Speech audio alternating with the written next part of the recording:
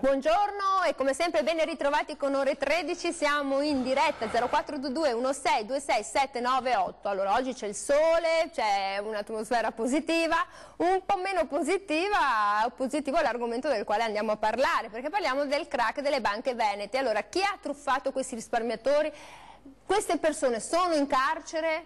Non mi sembra. I risparmiatori stanno avendo il ristoro?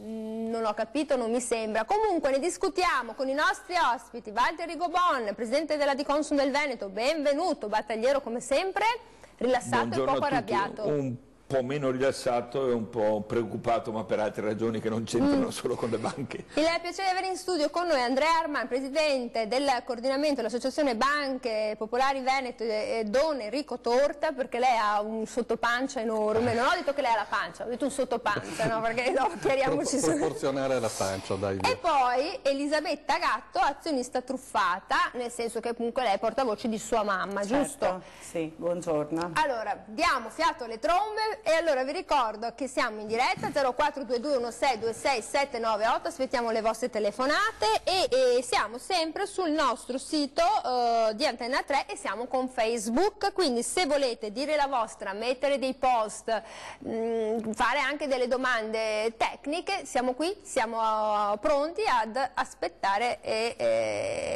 insomma, le vostre osservazioni. Allora, queste banche venete, c'è il problema dei passi falsi del governo sui conti pubblici, perché adesso stanno emergendo un sacco di miliardi di euro, perché queste banche venete sono costate rispetto a MPS, Etruria e altre molto sui conti pubblici, però queste banche venete si sono mangiati il futuro di 2 intere generazioni, perché mi piace ricordare che il crack della Parmalat era spalmato nel mondo, il crack delle banche venete è concentrato su un'area, su un'intera popolazione, nel 70-80%, e non è facile, perché non si parla di persone multimilionarie, miliardarie, si parla di persone che si sono messe da parte dei soldi e non sono quegli azionisti spregiudicati che ci immaginiamo, ma sono persone semplici, molto mal consigliate. Molto mal consigliate, Walter Rigobon. Imbrogliate, non consigliate, col bacio di Giuda, ci dica lei. Mi pare più proprio che sono state imbrogliate, clamorosamente imbrogliate, e questo ha messo in ginocchio di fatto una regione. Rimedi ci stiamo provando, però c'è un aspetto, credo che sia importante, su cui anche qua bisogna lavorare molto. Noi siamo lesi dal punto di vista mentale rispetto alle questioni finanziarie, quindi ci si fida troppo e quindi si beve un po' tutto, purtroppo, quello che ci propinano. Allora, qualche volta sono persone per bene. Ma come facciamo, Walter Rigobon, a non credere al buon amico che ti sta in sportello nella banca del paese, che ti ha visto nascere, crescere e che ha visto nascere i tuoi figli, che ti fa questa propostina, costretto, forse subendo la paura di perdere un posto di lavoro, tu ti fidi, perché è una persona che ti ha visto. Assolutamente vero, perché poi anche i dipendenti che hanno fatto questo mestiere, qualcuno diceva potremmo anche colpire loro, ma quando un dipendente si trova una pistola puntata alla tempia, o fai così o ti trovi a Reggio Calabria, è una cosa molto difficile. Io credo comunque che ci sia una responsabilità grande, no? Come una casa che sta dentro alla gestione di banche di cui la popolazione si è fidata, e magari anche nel tempo ha ragione, perché sia Veneto Banca sia Popolare di Vicenza nel tempo hanno aiutato le imprese, i cittadini. Che hanno voluto, Io mi sono accorto di un fatto. Allora, il fatto me lo dice dopo la telefonata, perché sentiamo insomma, chi si vuole esprimere. Conteniamo i termini, perché qua oggi con le banche potrebbero uscire anche parole grosse. Pronto, buongiorno. Buongiorno a lei conduttrice e ai suoi ospiti.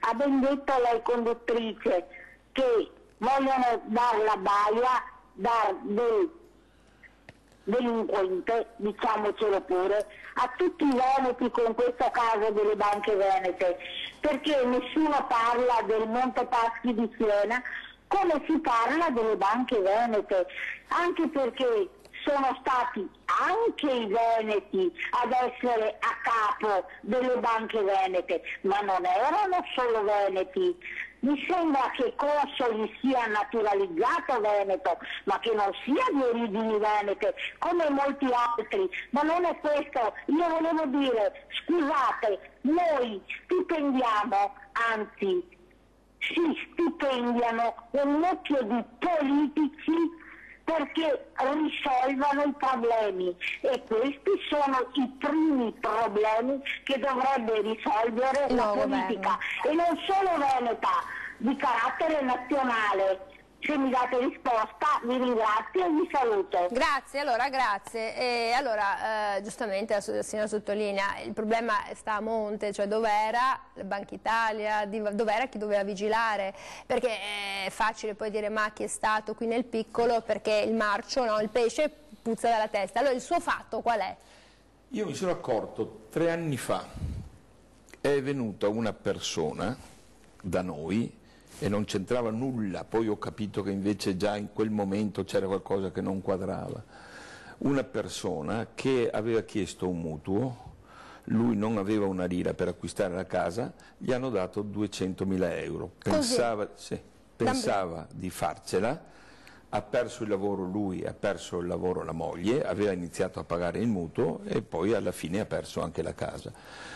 La cosa che stranisce è anche, come dire, la poca attenzione rispetto anche alla concessione di una somma che è anche abbastanza modesta rispetto a quelle che hanno elargito, perché ti chiedono 100.000 garanzie le hanno chiesto, le hanno riconosciute agli amici degli amici. Ecco, quindi già là c'era qualcosa che non... gli amici degli amici sono quelli che sono riusciti a ritirare i soldi prima del crack, quindi non c'è ombra di dubbio. Chi poi dice poco avvezzi questi nostri cittadini che non conoscono nulla, non si informano di nulla, giusta la sua osservazione, giusta anche l'aspetto che bisogna fare un'educazione finanziaria che noi stiamo chiedendo che venga fatta in modo sistematico per dare la possibilità all'autotutela almeno minima, ma non c'è ombra di dubbio che il crack è derivato dai soliti noti e conosciuti. I truffatori stanno da quella parte là. E non sono dentro, mi dispiace dirlo, non sono dentro, poi magari chissà cosa succede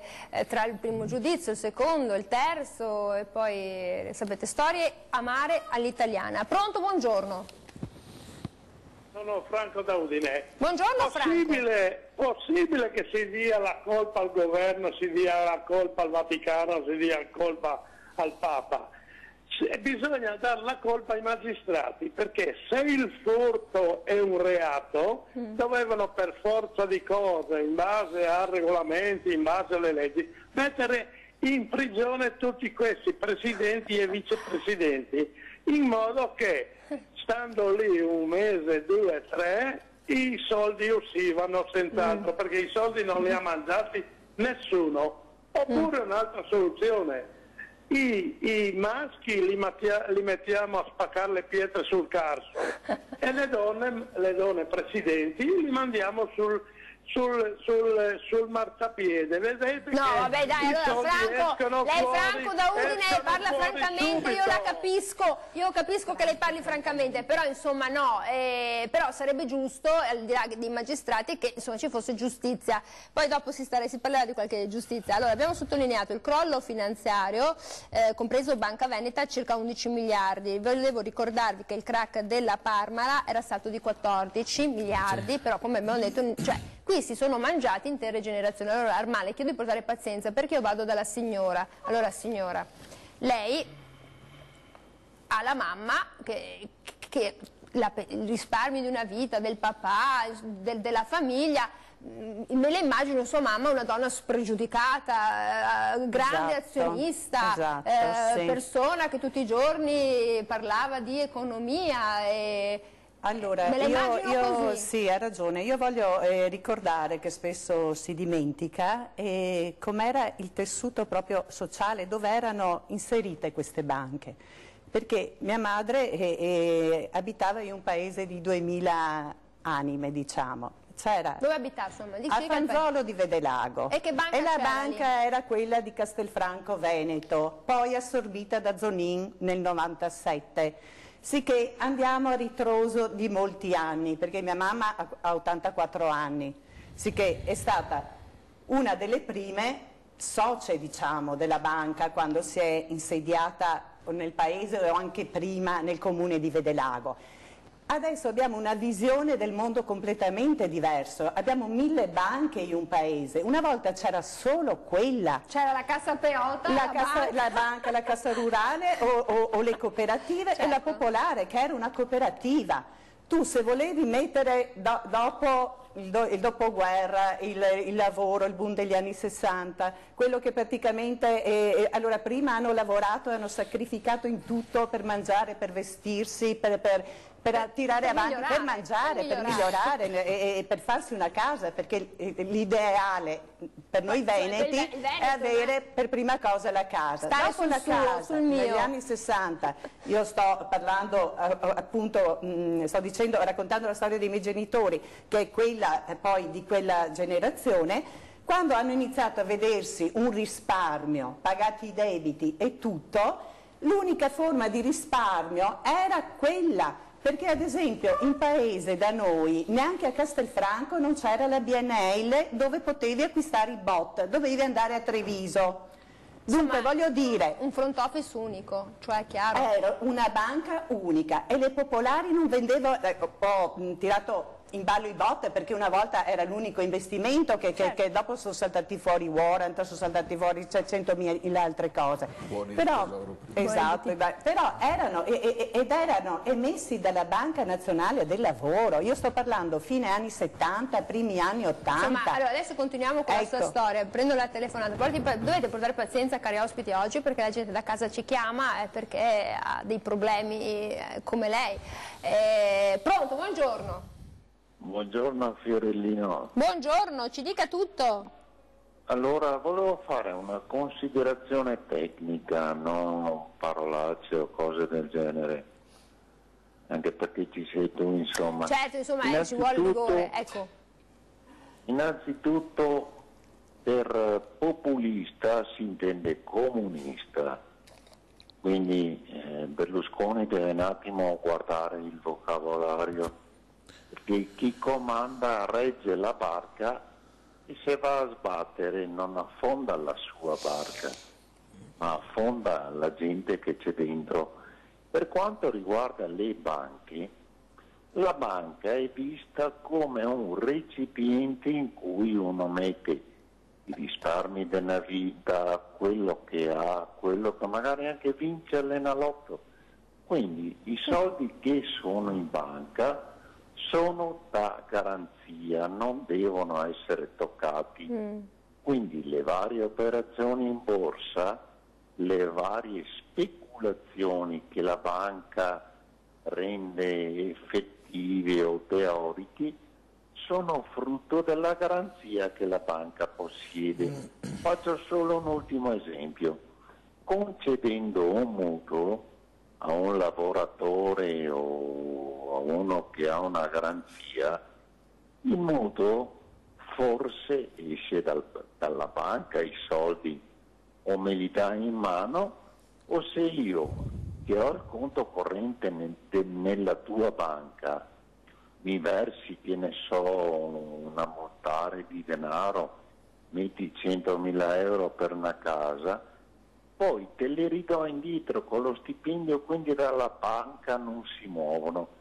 Diverso è se compri qualcos'altro all'esterno, ma allora me li dai in mano i soldi nostri. Insomma, lei dice c'è modo e modo di dare le cose, di dare... Allora, porti pazienza, io devo andare in pubblicità, poi torniamo con la signora Elisabetta che un po' ci introduce la storia anche quindi di sua mamma, e poi sentiamo Arman. Mi piace pensare ad una banca che è un porto sicuro, però mi ricordano anche i prelievi forzosi, cioè torniamo dopo la pubblicità. 0422 16 346 798 e siamo sempre su Facebook. A dopo.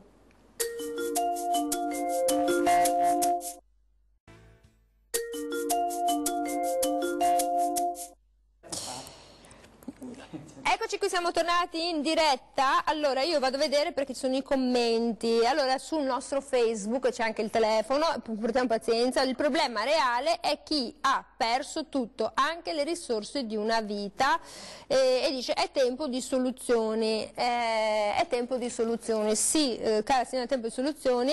Mi viene in mente a me l'Argentina, lì era uno Stato, per carità. Sono passati anni e anni, circa 18 anni, 17, e poi si sono decisi a risarcire perché non potevano neanche più usare l'aereo di Stato perché appena atterravano si bloccavano. Allora prendiamo la telefonata e poi proseguiamo. Pronto, buongiorno. È caduta. Allora, signora Elisabetta Gatto, quindi sua mamma non era una spregiudicata, era semplicemente una donna che viveva nel suo contesto, nel suo paese, che era a contatto con quella realtà e in quella realtà ha creduto da sempre. Prima di tutto, per primo mio padre, poi mio padre è mancato 30 anni fa, mia mamma ha continuato anche in memoria di mio padre a tenere quelle azioni che abbiamo ereditato e guai a toccargliele perché era oro colato. In quanto ti dicevano che le puoi vendere quando vuoi e innanzitutto per accedere a quelle azioni dovevi fare una domanda, dovevi avere dei requisiti. Prego? Ma non erano solo quelle azioni? Perché non poteva disporne quando... sto dicendo che per acquistarle le azioni dovevi farti socio una volta, dovevi avere dei requisiti morali. Lei si sentiva privilegiata? Esatto, era un onore andare in banca a sapere che lei era una socia della Popolare, era un onore per lei e ripeto, era l'unica banca del paese, mia mamma non avendo la patente, tutte le sue cose le sbrigava lì. Quando si pagava, hanno iniziato anche a far pagare le bollette e tutto. Lei andava là, raccontava la sua storia, pensi che la funzionaria del paese è stata per 25 anni, non l'hanno mai cambiata, sapeva vita, morte e miracoli di come tutti. Come la farmacista, come il prete del paese, insomma, no? Esatto, perché mia mamma poi pagava la bolletta in banca e dopo andava a controllare se la banca gliel'aveva pagata perché si preoccupava, era tutto così, un ambiente familiare. Fatto sta, la faccio corta perché qua io dico, quando c'è stato anche l'introduzione del MiFID, che tanto dicono che noi siamo azionisti, che le azioni erano pericolose, eccetera, con un profilo come quello di mia mamma, e ce ne sono a migliaia, che ha la quinta elementare. Come si chiama sua mamma? Bergamin Bruna. Allora, una spregiudicata Bruna. Ecco, Bruna, del 34, classe 34, perché io voglio essere portavoce di tutta quella fascia di questi risparmiatori traditi innocenti, li chiamo io, perché hanno acquistato un prodotto e li hanno trasformati per magia in azionisti. Sono diventati azionisti. Ecco, con una storia alle spalle di una vita di sacrifici, di privazioni, perché sappiamo il nostro territorio come era composto, da contadini, da operai, da imprenditori, la mentalità era quella anche di lavorare e mettere via per un futuro, perché non eravamo con una mentalità statale di avere il posto fisso, delle formichine che piano piano si fanno. Allora io prendo la telefonata. Pronto, buongiorno. Sì, buongiorno signorina. Buongiorno. Senta, volevo fare una domanda all'avvocato Armando. Prego. Per quanto riguarda questo fondo, che non so quanto profondo sia, questo fondo però delle associazioni, non quella di Don Torta, ma le altre associazioni prendono 350 euro per aderire. Io vorrei che l'avvocato Armand fosse così gentile di spiegarci questo fondo. Il fondo? Se si può aderire oppure no. A che fondo si riferisce? Il fondo di ristoro, quello regionale, a quale? Al fondo di ristoro. Al fondo di ristoro finanziario, quello con la legge di bilancio che doveva essere approvato il 10.04? Il ristoro si dà uno che magari fa una passeggiata, il ristoro si dà ai poveri. Noi dobbiamo essere risarciti perché ci hanno truffato. È il governo responsabile, il governo prenderà le sue responsabilità, certo. però risparmiatori devono essere risarciti, non darci una manciata di lenticchie. Grazie. Allora, Presidente Arman, è chiaro, una situazione molto complicata, intanto lei rappresenta questa associazione, quanti siete?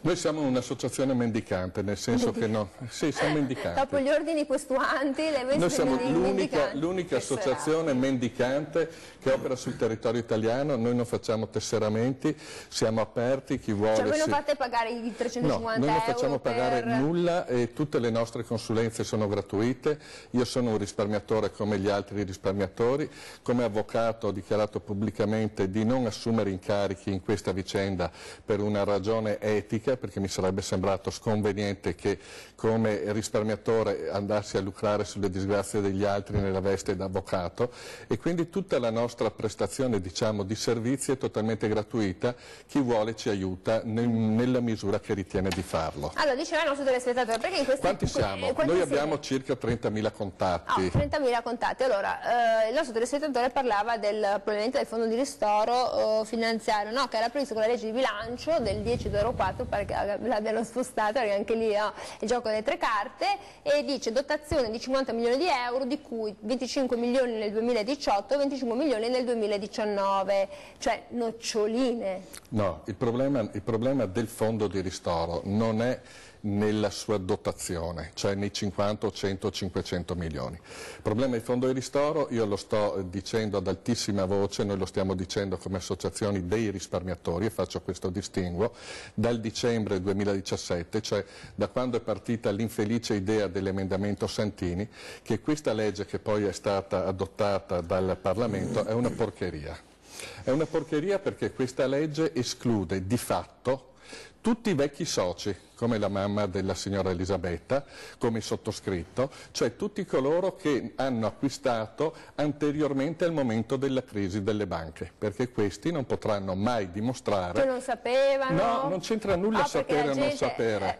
Il distinguo, il discrimine è fra l'essere stati imbrogliati in fase di vendita, cioè ti è stato venduto qualche cosa violando la legge, oppure non essere stati imbrogliati. Io quando ho acquistato negli anni 90 non sono stato imbrogliato da nessuno in fase di vendita, quindi io non potrò mai, come la mamma della Elisabetta, non potremo mai accedere a quel fondo. Potranno accedere a quel fondo soltanto con tutte le limitazioni successive che di fatto rende inaccessibile, esatto. Ecco, coloro che hanno acquistato le azioni 2013-2014, perché? Perché di quel periodo abbiamo dei riscontri della Procura, non del Tribunale, quindi riscontri della Procura che il valore delle azioni era inferiore rispetto a quello dichiarato e vi sono state violazioni delle disposizioni di legge, specialmente relative al MIFID. Quindi il fondo va a restringere la platea di possibili accessi soltanto a coloro che hanno fatto gli ultimi aumenti di capitale. Al limite, volendo proprio espandere al massimo le possibilità, che di fatto però non sono concrete, si potrà arrivare nella più ottimistica delle possibilità a dare accesso al fondo a coloro che hanno acquistato successivamente al 2008-2009. Anteriormente sono tutti matematicamente esclusi. Ma allora voi avete dormito sugli allori? Cioè, voglio dire, no, sentendo la storia... Noi abbiamo protestato. Nel senso voi vi vedono come persone sostanzialmente che dovevate in un certo modo essere informate, non vi accorgevate che questi avevano un aereo privato, un ristorante con tanto di celle stellate, uno stadio, i giardini pensili, quadri, sì, ma guardi, lampadari di Seguso, queste erano la sede di Banca Veneta a Montebelluno, ma è solo per dire com'era la sede, cioè questi non viaggiavano, non vi siete accorti che stavano un po' troppo bene? Guardi, su questa vicenda mi è fatta tantissima confusione, ecco. E c'è chi specula e fa demagogia. Allora, che ci siano stati dei comportamenti scorretti da parte degli amministratori ci pare che sia evidente, e che l'aereo abbia mandato in fallimento la banca, no.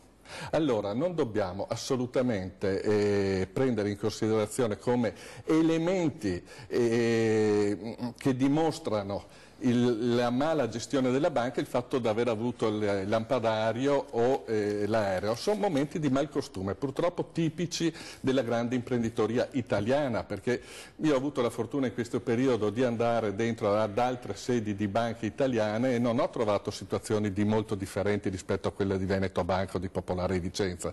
Diciamo che è un malcostume generalizzato all'interno della grande impresa italiana quella di farla grande coi soldi degli altri, ma non è quello che ha determinato la crisi delle banche. La crisi delle banche si è sviluppata attraverso un meccanismo derivato dalla crisi generale del sistema bancario partito con la crisi americana, che poi si è sviluppato. Le nostre banche negli anni di difficoltà nelle quali le grandi banche nazionali, quelle che oggi fanno finta di essere i salvatori della patria, Banca Intesa, Unicredit e così via, avevano l'euro, salvatori dell'euro. Ecco, avevano totalmente chiuso i rubinetti del credito e quindi noi non ci dobbiamo dimenticare, come ha detto lei correttamente prima e lo ha riferito anche poi Enrico Bon, che nel periodo 2009, 10, 11, 12, 13, 14 queste banche hanno svolto un ruolo importantissimo a sostegno dell'economia veneta. All'interno di questa dinamica di crisi generale si sono sviluppate situazioni di bilancio difficili che sono state accentuate da decisioni di BCE, da decisioni di Banca d'Italia e da scelte governative dementi. Perché non dimentichiamoci che il governo Renzi, nel momento in cui ha palesato l'idea di arrivare alla riforma delle banche popolari venete, ha ricevuto una supplica da 130 economisti di grande vaglio italiani che gli dicevano: Renzi, non attaccare così il problema delle banche popolari venete, lo sappiamo tutti qual è la condizione, deve essere fatta un'operazione più assennata, più mirata e più diluita nel tempo.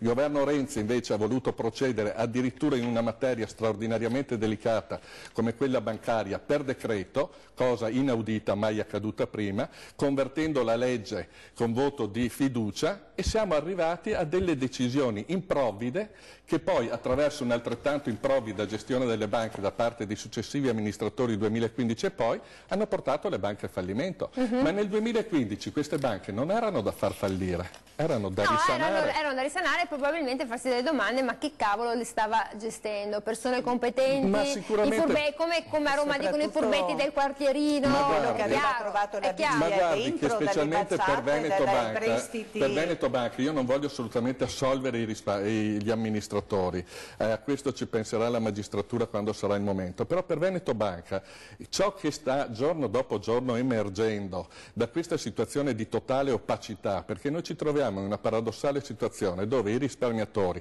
e la società non sanno nulla dei conti delle banche, né prima, anzi di prima si sapeva qualche cosa, cioè prima del 2015 qualche cosa si è riusciti a saperlo. Dopo il 2015 c'è la più totale opacità ed è il periodo in cui queste banche sono state gestite attraverso una mano pubblica nascosta che si chiamava Fondo Atlante, che si chiamavano amministratori nominati su volontà di Banca Italia e BCE. Quindi il discorso è molto più complesso ed il discorso non deve essere limitato al risparmiatore che è stato imbrogliato nel momento in cui ha acquistato le azioni. Io sono stato imbrogliato nel momento in cui non sono stato informato della situazione delle banche e non ho potuto attuare nessuna azione a difesa del risparmio. È per questo che il fondo di ristoro, è già il termine, è un termine bruttissimo, atecnico, inadeguato alla situazione. Stanno facendo la maratona di New York, di Sant'Antonio, in cui c'è il punto di ristoro perché uno arriva esaurito. Il fondo di ristoro è un'operazione politica per nascondere le responsabilità di chi ha causato questo. Per dare un contentino con l'idea che qualcosa snoccioli. Non per dare un contentino, perché il contentino non sarà dato, saranno pochissimi coloro che riusciranno ad avere l'accesso. È fumo negli occhi, è una parvenza, è un meccanismo per come dire, svalutare il problema del risparmio che ha valenza costituzionale, articolo 47 della Costituzione, e portarlo invece in un alveo completamente diverso, dell'inadempimento contrattuale e quindi una banalità nel rapporto di compravendita. Allora, noi dobbiamo andare in pubblicità. Comunque sta di fatto che le banche crescevano ovviamente i clienti, ma non cresceva la capacità manageriale, e questo è un punto importante. Mettiamo magari una bella testa di legno che ci piace tanto metterla e poi la gestiamo come vogliamo. Noi torniamo dopo la pubblicità. 0422 16 26 798, siamo qui, aspettiamo le vostre telefonate. Adesso facciamo un momento di ristoro.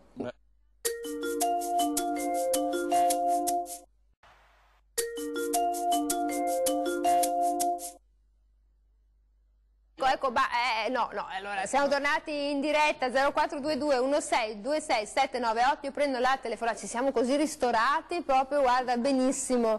Pronto, buongiorno. Buongiorno. Prego. Signora, è in linea con noi? Sì? Sì, è in diretta, ci dica tutto, c'è Armand, c'è Rigobon, c'è la signora Elisabetta. Prego. Sì? Signora, allora, dica tutto, ecco. Allora, sono Serena da Padova e niente, volevo chiedere all'avvocato Armand che ha appena parlato. Mi sente? Sì. Certo che la sento, buongiorno. Signora, noi la sentiamo, lei è Serena da Padova e vuole parlare con l'avvocato Armand, ci dica tutto. Sì. Niente, io volevo chiedere, ho appena sentito che questo fondo... Allora, lei, signora Serena, deve abbassare il televisore, proprio l'elettrodomestico televisore, così ci sente per via telefonica, se no non funziona. Deve abbassare il telefono, il televisore. Lo fa? Signora? Un attimo che ritorna. Ecco, un attimo che ritorna. Vabbè, comunque adesso signora probabilmente sentono parlare di questo fondo. Eccoci, pronto? Pronto, mi sente? Sì, pronto, ci dica. Allora, niente, volevo chiedere, io ho sentito che io ho acquistato 20 anni fa da Veneto Banca delle quote e ogni anno la banca mi diceva che vanno bene, che la banca è solida e mi faceva vedere delle carte della Banca d'Italia dove diceva che la banca era solida, era bene, cioè, la certificavano. Sì, allora io le quote le ho sempre lasciate là, perché? Perché non c'erano problemi, quindi non è vero che io non sono stata truffata, perché se io avessi visto della documentazione dove diceva che la banca era, anche in euro, anche nel 2013, la banca era scritto che era conforme, anzi superiore alle norme europee. Quindi io se sapevo che la banca aveva dei problemi, naturalmente non avrei lasciato là tutte le mie quote. Chiaramente lei dice: quindi, se mi presento tutto bene... Io non posso dimostrare, ma noi non dobbiamo più dimostrare niente perché è evidente che questa è una truffa. Non capisco perché dobbiamo ancora dimostrare, ma cosa dobbiamo dimostrare? Sì. Noi che siamo truffati dobbiamo dimostrare qualcosa a chi? Ai truffatori?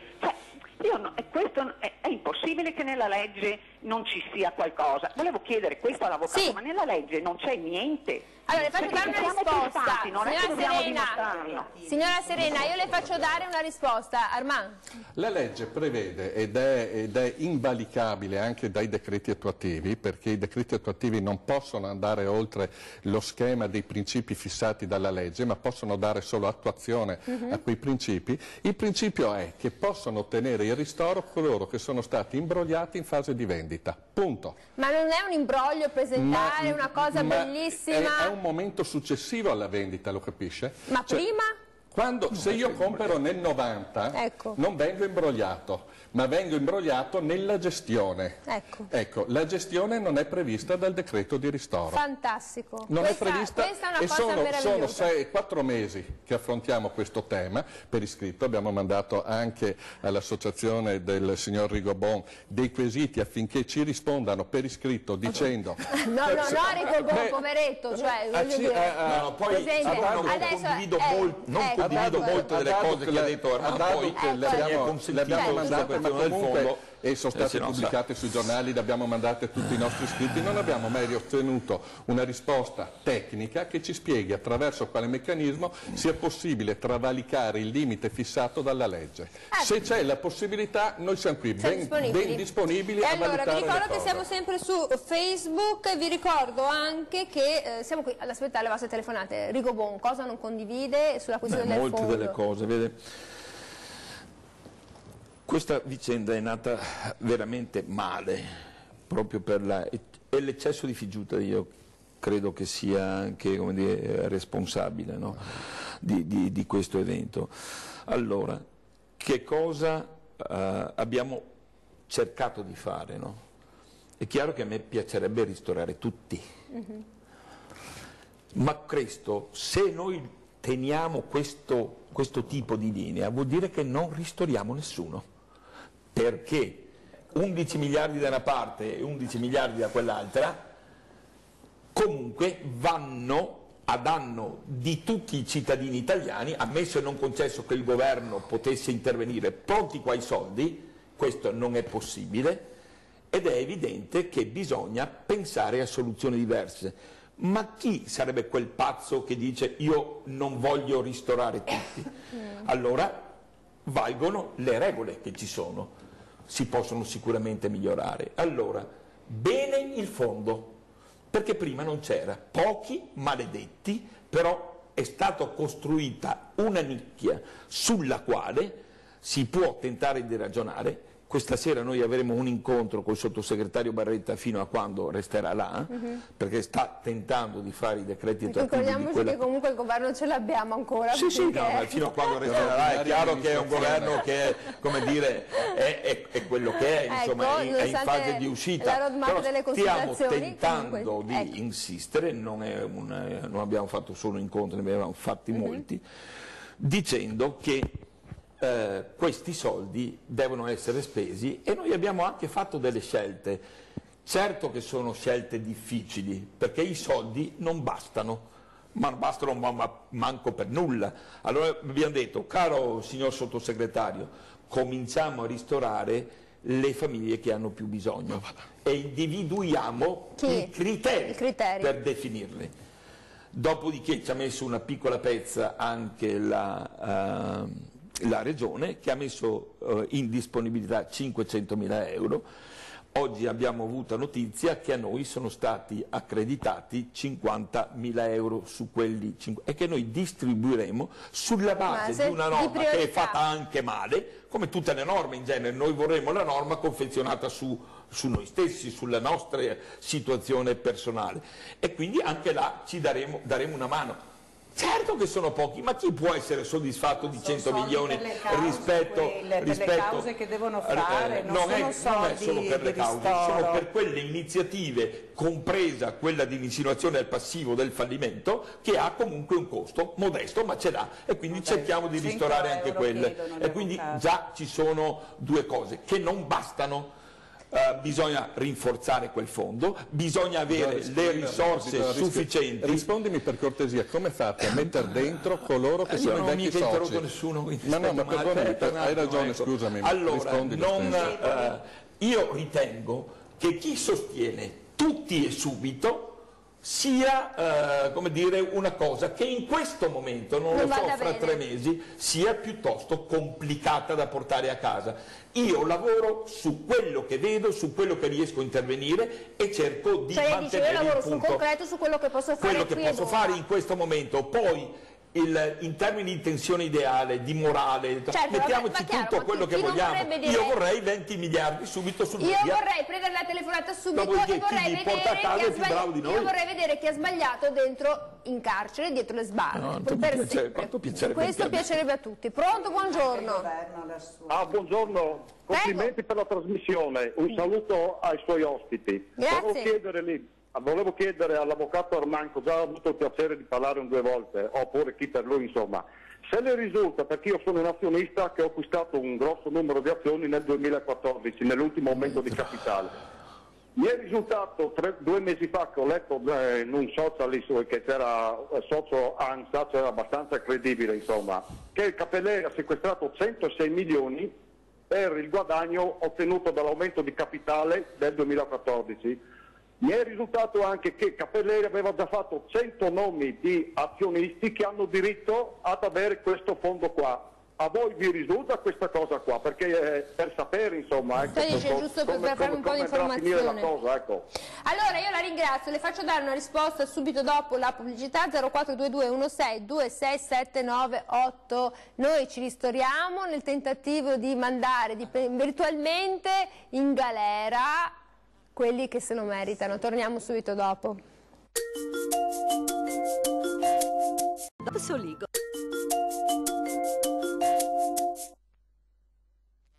Allora, è stato una pausa un po' complicata, c'era scritto ancora pubblicità, c'è una telefonata, sì, no, allora è stata una pausa un po' complicata. Allora la risposta velocissima dice, parla di 106 milioni e già di 100 nomi che sono stati messi a disposizione. Non sono in grado di rispondere alla domanda perché non l'ho compresa nella sua globalità. Parla I sequestri che sono stati del fatti sequestro di sono 106 stati... milioni di euro. Sì, questa è la cifra autorizzata, i sequestri nel loro ammontare purtroppo sono inferiori.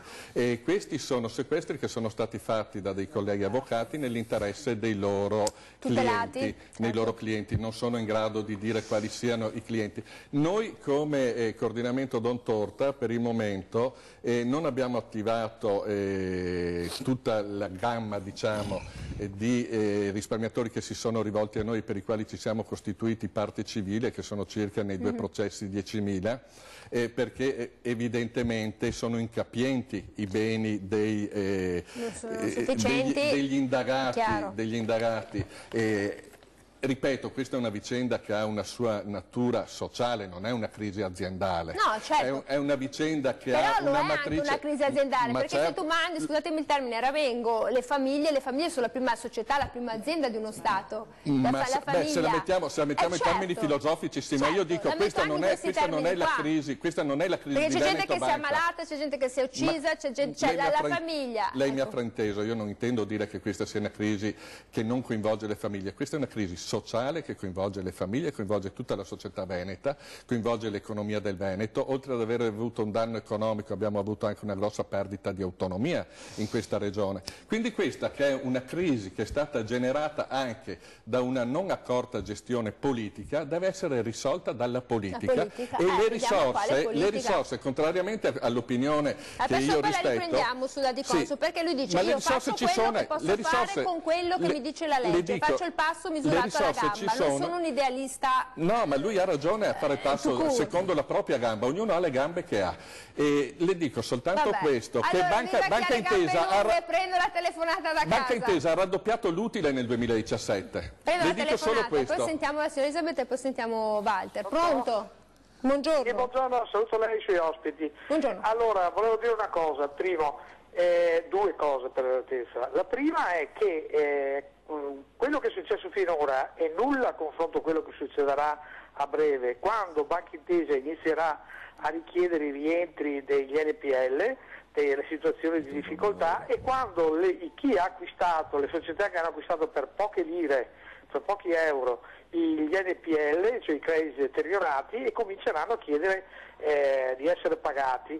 E quindi lì inizieranno veramente i grossi problemi per le famiglie e per le aziende. Certo. E lì succederà veramente un tracollo ancora peggiore di quello che è stato adesso, perché guardate che i numeri che girano di questa situazione è drammatica, e quindi è un impoverimento ulteriore del territorio con situazioni catastrofiche, e questo bisogna bene tenerlo a mente. Certo, lei dice attenzione perché il problema reale non è solo la questione dei fondi, no, il problema sono i rientri, i crediti deteriorati. Grazie. Esatto. Grazie. E lei pensi che Banca Intesa si fa pagare il 20% di interessi sui fidi che hanno recuperato dalle banche, dalle due banche, cioè arrivano circolari dove hanno un tasso di interesse pari al 20%, vi rendete conto? E su questo Barletta non interviene. Pensate voi poi tutti quegli NPL che sono in sospeso, che hanno acquisito per poche lire, cominceranno a chiedere di pagarli che non saranno in grado di pagare, e porteranno via case, capannoni e distruggeranno l'economia. Torneremo a una situazione di crisi. Allora, io la ringrazio, signora Elisabetta. Intanto mandiamo un saluto alla signora Bruna, giusto? Che magari ci sta guardando. Non credo, in casa di riposo, spero, perché lei non sa nulla. Mia mamma non sa nulla, pensa di essere ancora... Posso essere indiscreta, avete perso tanti soldi. Ha perso i 50.000 euro che quando si è invalidata praticamente ci hanno venduto tutti gli altri risparmi, perché abbiamo avuto una badante a casa per un anno in regola, e chi ha una badante in regola sa cosa significhi. Praticamente che almeno 30.000 euro hanno tenuto il 99% di azionario. Io non credo che i dipendenti siano innocenti, non lo sono per nulla. perché per la legge, quella della legge bancaria, non si poteva tenere un 99% di azionario, soprattutto una persona a tutti, ma una di 83 anni, all'epoca 80 anni, che si è invalidata e gli vendi tutto il resto per curarsi, perché dici che le azioni le devi tenere là, perché guai toccarle, perché quelle valgono sempre. Mi stai truffando tu, dipendente funzionaria, maledetta, cioè, mi stai truffando lei dice tu. La dipendente era connivente, e sapeva bene perché tutto. lo sapevi della situazione di mia madre. Dunque tenere un 99% di azionario, in più con tutto il MIFID alterato, perché se erano così pericolose queste azioni, perché non gliele hanno fatte vendere alle persone anziane che avevano il MIFID non adeguato? Perché non c'è stata? E invece la BCE quanti MIFID ha trovato? Migliaia non idonei. E allora non è una truffa questo, cosa ci vuole ancora? Dimostrare cosa? Che abbiamo subito cosa? Mia madre non ha più i soldi per integrare la retta, 700 euro ci vogliono, la pensione è di 1100, le case di riposo costano 1800 minimo no, per quello al mese. abbiamo aperto questa trasmissione Ecco, ricordando io che sono stiamo molto parlando di arrabbiata, persone così, non stiamo parlando di persone che ci hanno smenato i 3, 4, 5 milioni di euro, di quelli che hanno sacrificato una vita per mettersi via un qualcosa per essere indipendente e curarsi. Per non pesare sui figli, perché poi c'è la mentalità, non voglio neanche pesare sui figli, quindi in tutto questo. Allora io intanto le auguro davvero di trovare una soluzione. Rigobon, abbiamo detto si fanno i passi in base alla propria gabba, cioè lei dice io applico quello che posso fare, cioè vorrei che non passasse un messaggio sbagliato. Altrimenti mi parrebbe di essere un burocrate e credo di non esserlo, né per la mia storia né per quello che rappresento. Io ho detto che in questa fase bisogna ragionare sulla base delle norme che ci sono, bisogna ovviamente lavorare sulle norme che verranno e che devono venire, perché il MIFID è già stato modificato intanto, dopodiché diventerà inapplicabile come l'hanno trafficato, viva Dio, no? E quindi va da sé che il sistema bancario è un sistema bancario debole, quello complessivo del Paese, non solo per banco. Fortuna che era forte. No, non c'è ombra di dubbio. Per una semplice ragione, perché le banche hanno finito di fare il loro mestiere da mo', che dovevano prendere i soldi da chi glieli versava, redistribuirli e lucrare su quello che questa transazione che facevano. Hanno cominciato invece a fare finanza creativa. Te mi dai i soldi, io ti do 2 pezzi di carta, 3, guarda, e sono di una garanzia straordinaria. E quindi cominciamo a ragionare su questo dal punto di vista delle norme di legge, perché si possono fare.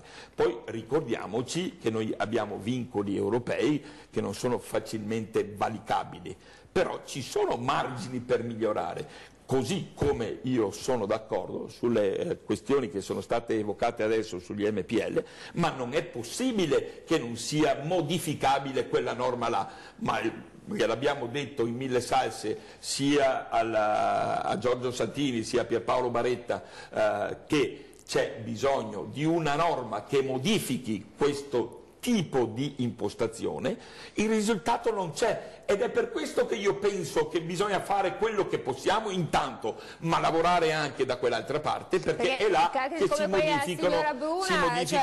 modificano le cose. Allora, siccome noi non siamo onnipotenti, nessuno di noi è onnipotente, io cerco di fare quello che posso fare sulla realtà, su quell'altra parte è chiaro che mi devo attrezzare, perché ci stiamo attrezzando. Questo è chiaro. Allora, io intanto ringrazio tutti coloro che ci hanno chiamato, che hanno telefonato e mando davvero un augurio a tutti sono le persone che si sono trovate in situazioni molto difficili, complicate, perché sono i risparmi di una vita, non sono i giocatori di dado, non sono i giocatori delle slot machine, del casino che vanno, sono persone che hanno creduto in tessuto sociale. Grazie davvero molto a Walter Rigobon, presidente di Consum del Veneto, grazie ad Andrea Arman, presidente del coordinamento dell'Associazione Banche Popolari Venete, Don Enrico Torta, e grazie a Elisabetta Gatto, azionista truffata per voce della mamma. Le mandiamo un saluto. Facciamo gli auguri anche noi alla mamma. Facciamo auguri a tutti quanti. So benissimo cosa vuol dire sostenere una famiglia quando ha uno o due genitori in casa di riposo, visto che mi è toccato per 9 anni. Ecco, e mandiamo un saluto a tutti quanti e speriamo che con queste consultazioni venga fuori qualcosa di buono per un futuro migliore anche qui da noi. Avremo modo di risentirci. Ci sentiamo. Torniamo domani, arrivederci.